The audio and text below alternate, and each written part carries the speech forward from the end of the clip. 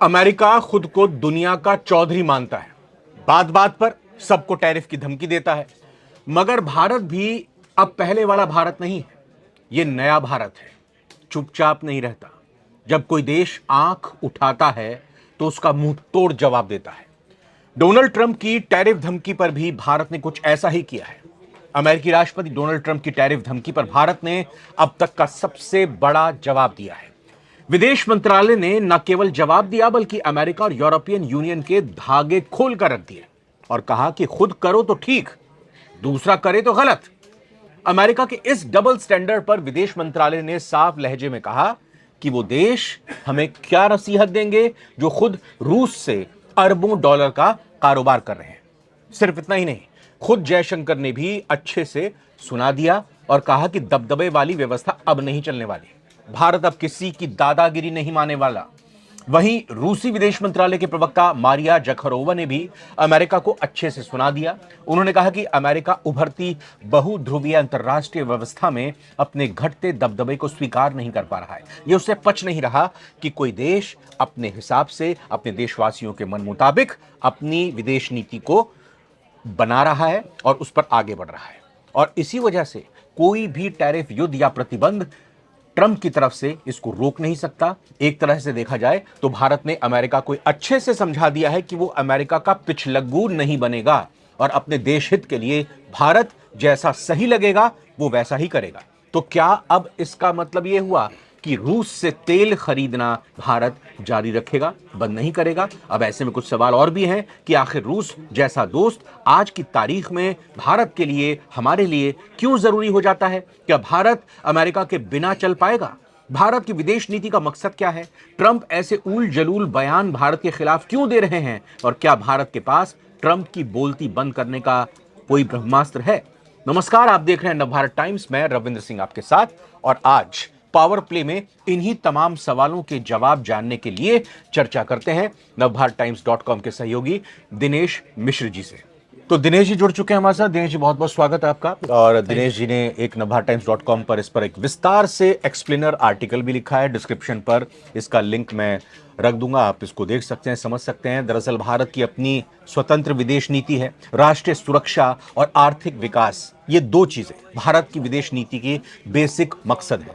और इसके अलावा भारत के लिए रूस जरूरी क्यों है, इसको समझने की कोशिश करते हैं। भारत, अमेरिका, नेटो देश और यूरोपियन यूनियन की धमकी से कैसे उबरेगा? सीधा सवाल दिनेश जी पहला यही कि भारत की विदेश नीति का मकसद क्या है? क्या भारत समझाने में कामयाब रहा है दुनिया को, अमेरिका को, यूरोपियन यूनियन को? जी बिल्कुल। भारत की शुरू से जो विदेश नीति रही आज़ादी के बाद से, आप देखिए तो वो समाजवादी टाइप की विदेश नीति रही। मतलब भारत ने क्या किया कि जब दुनिया दो ध्रुवीय हो रही थी, दो हिस्सों में बट रही थी, खासकर से पूर्व सोवियत संघ और अमेरिका के दो कैटेगरी, दो गुट बने हुए थे। तो भारत ने उस समय शुरू से ही अपने आप को एक संप्रभु और स्वतंत्र राष्ट्र के रूप में, वो किसी खेमे में नहीं गया और अपने आप को अलग रखा उसने। लेकिन आज जो मौजूदा सिनेरियो है, मौजूदा सिनेरियो ये है कि भारत बहुत बड़ा बाजार है दुनिया के लिए, चाहे वो रूस हो, चाहे अमेरिका हो, चाहे चीन हो। तीनों देशों के लिए भारत बहुत बड़ा बाजार है। तो भारत की ओर सबकी निगाह है। तो मुख्य जो लड़ाई है इस बाजार पे अपनी बादशाहत कायम करने की। अच्छा, दूसरी बात कि विदेश नीति के, जो भारत की विदेश नीति का एक बड़ा पहलू रहा है कि शांतिपूर्ण सहअस्तित्व और एक दूसरे की संप्रभुता का सम्मान करना, एक दूसरे के अखंडता का सम्मान करना, ये भारत और अनाक्रमण की नीति, ठीक है, ये भारत की शुरू से रही है। तो और पंचशील समझौता इसी को लेकर के हुआ था 1954 में, आपको याद होगा। तो ये सब चीजें जो है भारत के, मतलब एक समझ लीजिए बैकबोन है। तो भारत आज भी अपनी उसी नीति पर कायम है। अमेरिका जब भारत का पहले कुछ नहीं बिगाड़ पाया, अब वो बिगाड़ने पर क्यों आतुर है, क्यों तुला हुआ है? नहीं, बिगाड़ तो अब भी नहीं सकता है। अच्छा, वो टैरिफ भले लगा ले, तो वो तो कह रहा है टैरिफ लगा देंगे। नहीं, टैरिफ लगाना वो कोई बड़ी चीज नहीं।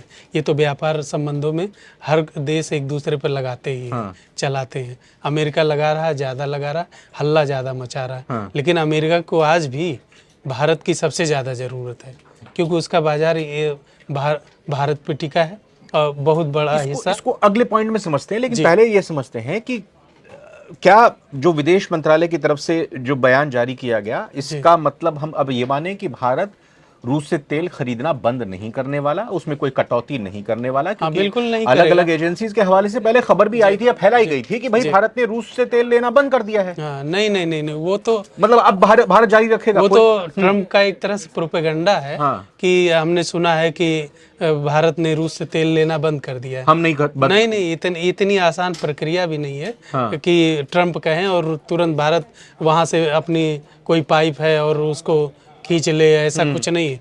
ये सब प्रोसेस बहुत ट्रेड पार्टनरशिप जो होती है बाहर से लंबे समय के लिए होती है, उसमें डील होती है, पूरा एक प्रोसेस होता है सब कुछ उसके तहत। अब किसी ने कह दिया हम उसकी बात मान लेंगे, ऐसा तो है नहीं ना। हम नाटो के पार्टनर हैं, मतलब हिस्सेदार देश हैं, सैन्य गठबंधन में भी नहीं है शामिल। हम तो एक स्वतंत्र देश हैं। तो जाहिर सी बात है कोई भी विदेश नीति अपनी राष्ट्र हित से बड़ी नहीं होती है, चाहे अमेरिका के लिए हो, चाहे रूस के लिए हो, चाहे इंडिया के लिए हो। तो भारत की भी जो विदेश नीति है वो अपनी स्वतंत्र नीति है और राष्ट्र हित उसमें सर्वोपरि है। इतिहास में अगर झांक कर देखें तो हमें यहाँ पर यह भी समझना होगा कि आज की तारीख में रूस को हमारी जरूरत है जी। और जब हमारे देश को रूस से अलग अलग वक्त में जरूरत पड़ी थी तो रूस सबसे पहले इकलौता वो वाहिद देश था जो हमारी मदद के लिए हमेशा खड़ा रहा। वो ऐसे कौन कौन से मौके आए थे जो रूस हमारे लिए हमेशा तैयार रहा था? और क्या अब रूस के, मैं एहसान शब्द का इस्तेमाल करूंगा, हो सकता है कुछ लोगों को इस पर आपत्ति हो, लेकिन रूस ने जो दोस्ती निभाई, चलिए इसको इस तरह से देख लेते हैं, रूस ने जो दोस्ती निभाई, क्या अब उसको रिटर्न करने का वक्त आया है? इससे पहले भी हमने किया। अब आप देखिए रूस कैसे हमारा शुरू से एक मतलब क्लोजेस्ट दोस्त हमारा बना रहा, करीबी बना रहा।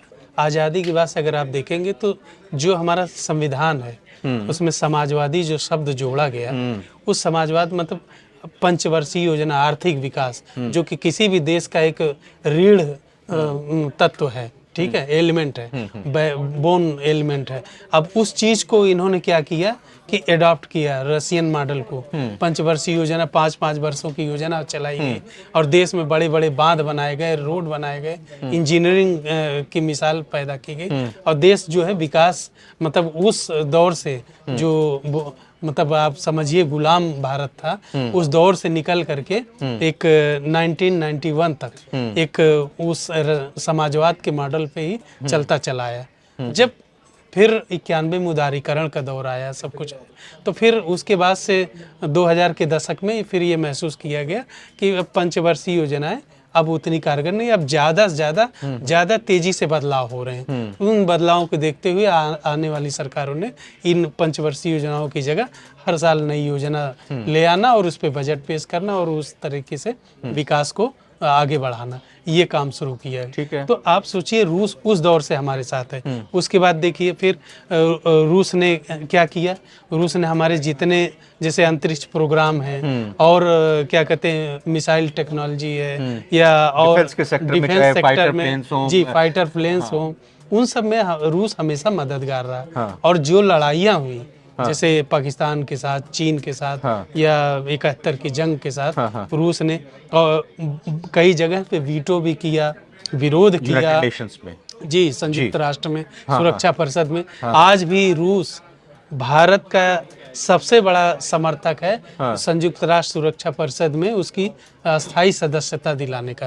आप सोचिए कि इतना बड़ा देश वो हमें समर्थन कर रहा है कि मतलब भारत को भी यूएनएससी में शामिल किया जाना चाहिए, अस्थायी सदस्य बनाना चाहिए। तो रूस ने कहीं भी इस तरह की चीज, मतलब आप कह सकते हैं कि वो कंजूसी नहीं बरती दोस्ती में, जैसा अमेरिका बरतता रहा। अमेरिका ने फाइटर प्लेन तो दिए लेकिन टेक्नोलॉजी नहीं दी, इंजन दिए लेकिन उसकी तकनीक चुरा के रखी। वो तो उसके कलपुर्जे के लिए भी अभी आप देखा करता है। जी बिल्कुल, अभी आपने देखा होगा जो तिरुवनंतपुरम में F-35 खड़ा था, वहां तक फटकने तक नहीं दिया गया भारतीय वायुसेना के इंजीनियरों को। तो ऐसे ऐसी चीजें आज के दौर में अमेरिका कर रहा है। तो जाहिर सी बात है कि हम भी तो स्वतंत्र रूप से फैसले ले सकते हैं, स्वतंत्र रूप से देख रहे हैं कि कौन हमारे करीब है। और सबसे बड़ी चीज जो आपने एक सवाल किया कि अमेरिका क्यों ऐसा कर रहा है, अमेरिका बार बार टैरिफ लगाने की धमकी या कोई और चीज़ की धमकी क्यों दे रहा है? उसकी सबसे बड़ी वजह है कि भारत, रूस, चीन की जो तिकड़ी है, RIC, जी RIC, उससे अमेरिका डरा हुआ, क्योंकि अमेरिका ने पहले से एक क्वाड की रचना की है। भारत हो गया, ऑस्ट्रेलिया, जी, जापान हो गया जी, और जी, अमेरिका खुद हो हाँ, गया। वो प्रशांत महासागर में हाँ। वो चीन के दबदबे को कम साउथ करने सी में वहां पे जी अपनी जी presence चीन के लाने के दबदबे लिए। को कम करने के लिए उसने क्वाड की रचना की है। अब उस क्वाड को समझ रहा है कि अगर ये 3 गठबंधन बन गए, जो कि दुनिया की 3 सबसे बड़ी GDP वाले देश हैं, 3 जो है सबसे ज्यादा, मतलब अगर 2 देशों को देख लिया जाए तो भारत, चीन सबसे बड़ा मानव संसाधन है इनके पास, रशिया के पास टेक्नोलॉजी है, चीन के पास टेक्नोलॉजी है, मतलब सारी चीजें इनके पास है। तो इससे मतलब डरा हुआ है अमेरिका कि हमारी जो बादशाहत है, महाशक्ति का जो वो है, तमगा है, वो छीन सकता है। भारत अगर ट्रंप को नाराज करता है तो इससे भारत का कितना और आगे चलकर नुकसान हो सकता है, और खुद ट्रंप अपने पैरों पर कितनी कुल्हाड़ी मार लेंगे, अमेरिका पर कितनी कुल्हाड़ी मार लेंगे और नुकसान पहुंचा देंगे अगर वो भारत से अलग जाता है तब। देखिए, एक भारत जो है अमेरिका का सबसे बड़ा, मतलब अमेरिका का सबसे बड़ा ट्रेड पार्टनर जो है इंडिया है इस समय। तो जैसे भारत का क्या है कि बहुत ज़्यादा व्यापार अमेरिका के साथ होता है। ट्रेड पार्टनर मींस इंपोर्ट और एक्सपोर्ट दोनों की जी जी चीजों जी को हम जी ले लेंगे जी इसमें। तो ठीक है। दोनों का। अब अगर इससे भारत को, जाहिर सी बात है, अब ऐसा तो है नहीं कि ट्रंप पूरी तरह से व्यापार भारत से करना बंद कर देंगे। हाँ। ऐसा नहीं होगा। टैरिफ ज़्यादा लगा सकते हैं, हाँ। जुर्माना लगा सकते हैं, लेकिन वो अमेरिका भी जानता है कि उसके जो हित हैं हाँ। किस में है। हाँ। वो भारत के साथ ज़्यादा से ज़्यादा व्यापार करने में है या फिर खाली अपनी बात मनवाने में है। नहीं, लेकिन ट्रंप को तो सनक चढ़ी हुई है ना, वो तो कुछ भी कर सकते हैं, उनको तो इन सब नहीं चीजों कर पर नहीं सकते हैं, फर्क लेकिन पड़ेगा। ये भी एक प्रोपेगेंडा का हिस्सा है ट्रंप अच्छा। के। वो बार बार इस चीज को दिखा रहे हैं। मतलब उन्होंने एक लक्ष्मण रेखा तय कर रखी है जो सिर्फ उन्हीं को मालूम जी, है। वो हाँ कर फिर हो सकता है थोड़े हाँ, नरम पड़ जाए, ढीले पड़ जाए। नरम पड़ जाए। वो ऐसा कतई नहीं कर सकते हैं कि भारत के साथ पूरी तरह से ईरान जैसी पाबंदी नहीं लगा सकते कि इनके साथ कोई व्यापार नहीं करेगा, इनके साथ कोई बातचीत नहीं करेगा। भाई, भारत का गुनाह क्या है? अब ऐसा तो है नहीं कि कोई, जैसे ईरान पे उन्होंने लगाया है कि न्यूक्लियर डील प्रोग्राम और इस तरह की चीजें, वो न्यूक्लियर प्रोग्राम चला रहा है या कुछ चला रहा है। तो भारत ईरान तो है नहीं।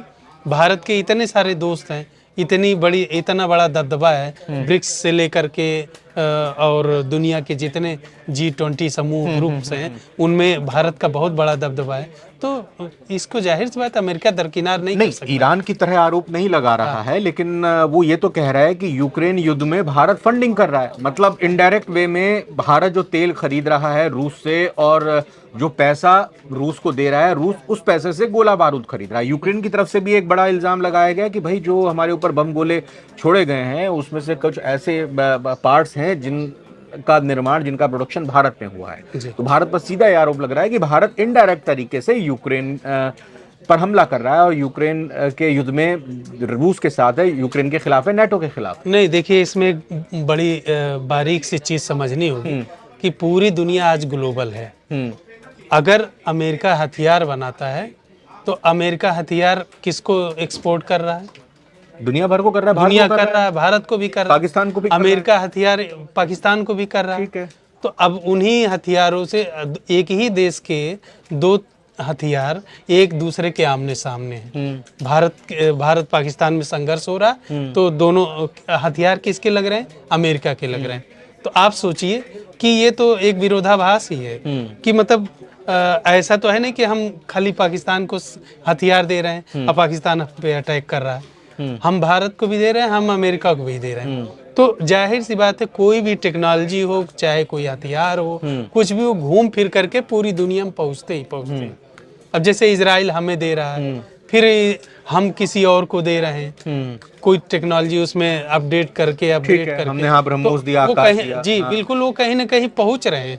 तो इसका मतलब ये नहीं कि हम उस संघर्ष में लिप्त हैं, या वो ये ऐसे करेंगे तब तो फिर पूरी दुनिया में ना कोई ट्रेड हो पाएगा, ना कोई। साल 2025, जी, ये ट्रंप इसी साल दोबारा राष्ट्रपति बनकर आए। 2029 तक इनका कार्यकाल है, अभी करीब 3 साढ़े 3 साल का वक्त बचा हुआ है। 3 साल का मान के चलिए।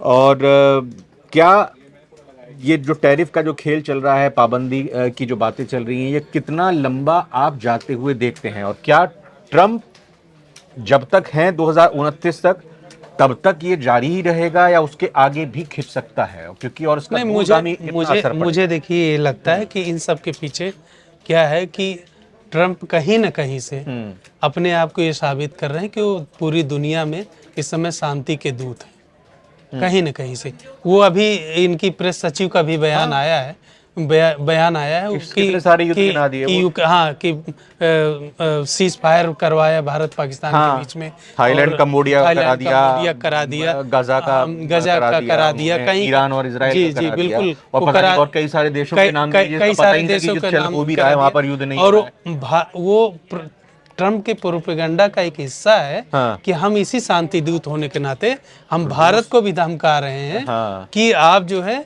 यूक्रेन को मतलब आप जो है रसिया को से तेल लेना बंद करिए, ताकि हथियार जो है उसको उसका हथियार वहां न पहुंचे, कहाँ यूक्रेन में न पहुंचे। इस तरह की चीजें मतलब वो बार बार कह रहे हैं। नहीं तो क्या सिर्फ और सिर्फ नोबेल प्राइज लेने के चक्कर में ही वो ये सब कर रहे हैं क्या? ट्रम्प की जैसे आपने बोला सनक है, ट्रम्प कुछ भी कर सकते हैं, लेकिन ट्रम्प एक सबसे बड़ी चीज़ समझनी होगी, ट्रम्प एक बहुत बड़े बिजनेसमैन है। वो अमेरिका के बिजनेस को चौपट तो कतई नहीं करेंगे। वो सारा खेल जो है बाजार को अपने काबू में करना, खासकर से उनका डर जो है चीन को लेकर के है कि चीन कहीं भारत के बाजार पे पूरी तरह से कब्जा न कर ले, इसलिए उनका एक डर है। और ये भारत रूस चीन का जो गठजोड़ है वो इतना मजबूत ना हो जाए कि उनका मिशन फेल हो जाए। तो कुल मिला के आप बस इंतजार करिए नवंबर दिसंबर तक का, जब तक क्या होने वाला है नवंबर दिसंबर में? जब तक नोबेल का ऐलान होगा उसके बाद से मामला फिर शांत हो जाएगा। ये बड़ी बात अच्छा, नवंबर में ऐलान होगा। हाँ, मतलब पहले भी होता है। हाँ। अभी सितंबर के लास्ट या अक्टूबर तक हो जाए, मिलता तो दिसंबर में है, 10 दिसंबर को मिलता है। ऐलान उसका अक्टूबर लास्ट में हो जाता है। उसी के आसपास हो जाएगा। तो हो सकता है कि फिर ये, क्योंकि पूरी उनकी जो कवायद है अभी फिलहाल पूरा फोकस जो ट्रम्प का है वो है कि मैं दुनिया का सबसे बड़ा शांति का पैरोकार बन जाऊं, ये चीज़ है। क्योंकि ट्रम्प को इसके अलावा और कोई चीज़ पानी नहीं है। जी, बहुत बहुत शुक्रिया, आपने इतनी अच्छी जानकारी और पूरा विश्लेषण किया हमारे व्यूअर्स के लिए।